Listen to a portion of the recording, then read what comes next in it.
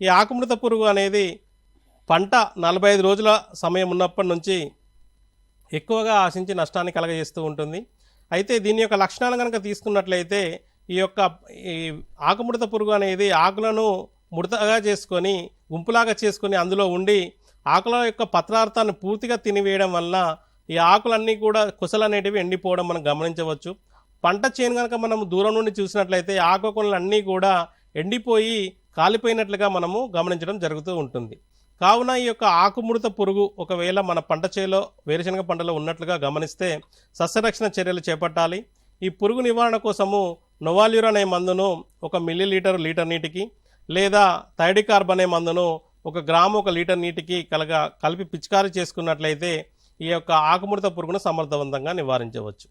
అంతేకాకుండా ఈ చీడ పురుగుల్లో ప్రధానమైనది ఇంతకుముందు చెప్పిన మాదిరిగా వేరుపురుగు కూడా ఎక్కువగా ఉంటుంది. ముఖ్యంగా ఈ యొక్క ఎర్ర నేలల్లో ఈ యొక్క వేరుపురుగు ఉధృతి అనేది ఎక్కువగా ఉండే అవకాశం ఉంటుంది. కావున ఈ వేరుపురుగు యొక్క లక్షణాలు కనుక మనం తీసుకున్నట్లయితే దీని యొక్క లద్దె పురుగు అనేది మనకు భూమిలో ఉండి భూమికి దగ్గరగా ఉన్నటువంటి వేళ్లను పూర్తిగా కొరికి తినివేయడం వలన ఈ మొక్కలన్నీ కూడా చనిపోవడం మనం గమనించవచ్చు.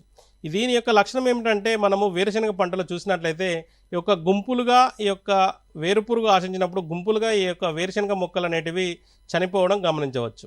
ఇటువంటి లక్షణాలు కనుక మనం గమనించినట్లయితే వేరుపురుగు ఉన్నదిగా గుర్తించి సస్యరక్షణ చర్యలు చేపట్టాలి.